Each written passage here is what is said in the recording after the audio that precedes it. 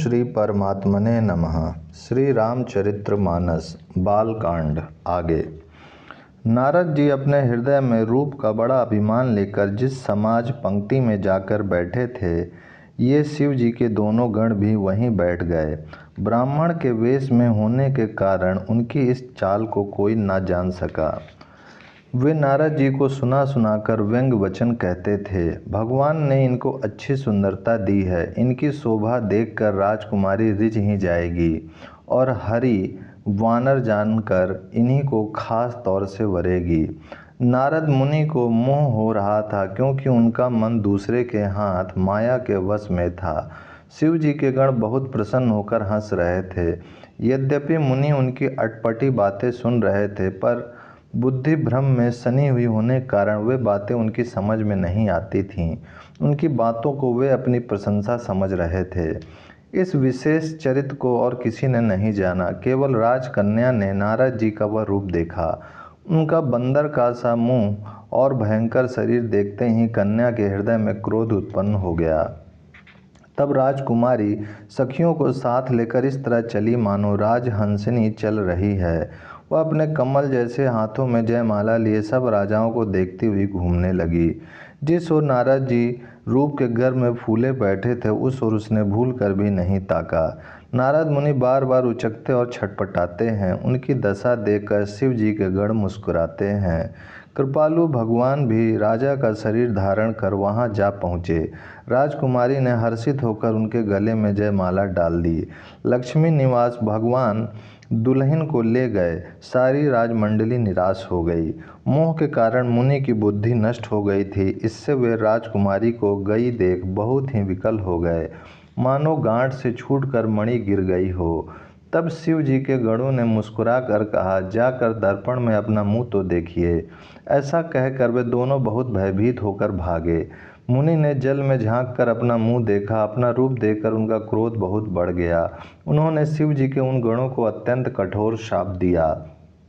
तुम दोनों कपटी और पापी जाकर राक्षस हो जाओ। तुमने हमारी हंसी की, उसका फल चखो। अब फिर किसी मुनि की हंसी करना। मुनि ने फिर जल में देखा तो उनमें अपना असली रूप प्राप्त हो गया। तब भी उन्हें संतोष नहीं हुआ। उनके ओठ फड़क रहे थे और मन में क्रोध भरा था। तुरंत ही वे भगवान कमलापति के पास चले। मन में सोचते जाते थे, जाकर या तो साथ दूंगा या प्राण दे दूंगा। उन्होंने जगत में मेरी हंसी कराई। दैत्यों के शत्रु भगवान हरि उन्हें बीच रास्ते में ही मिल गए। साथ में लक्ष्मी जी और वही राजकुमारी थी।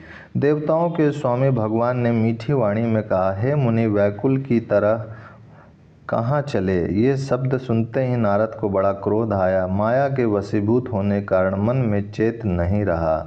मुनि ने कहा, तुम दूसरों की संपदा नहीं देख सकते।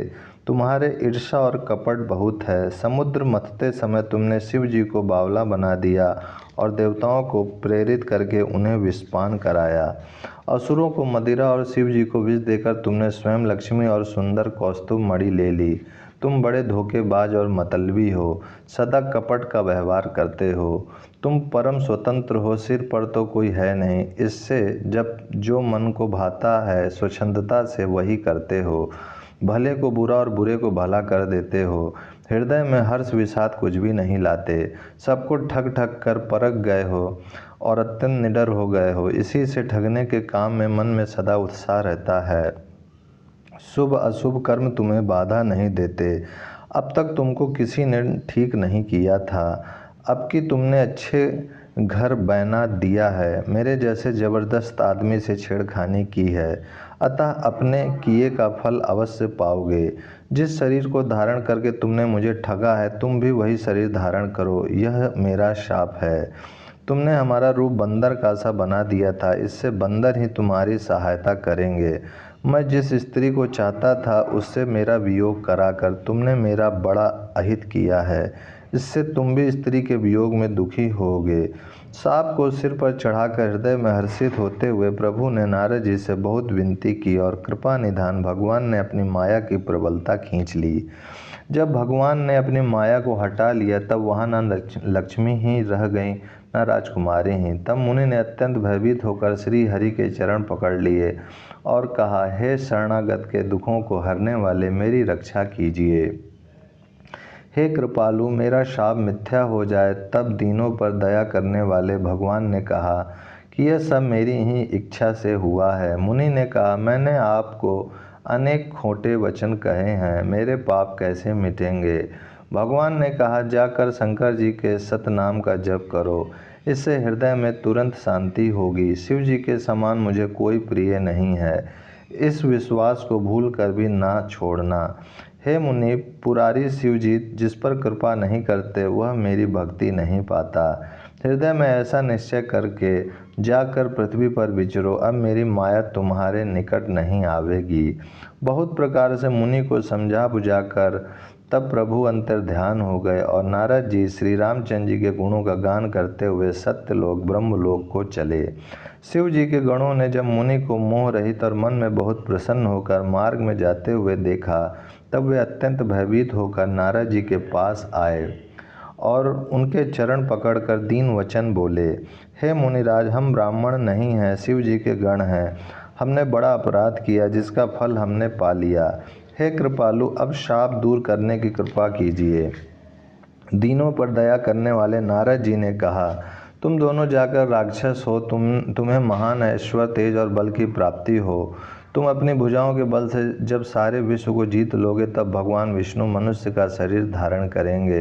युद्ध में श्री हरि के हाथ से तुम्हारी मृत्यु होगी, जिससे तुम मुक्त हो जाओगे और फिर संसार में जन्म नहीं लोगे। वे दोनों मुनि के चरणों में सिर नवाकर चले और समय पाकर राक्षस हुए। ओम शांति शांति शांति।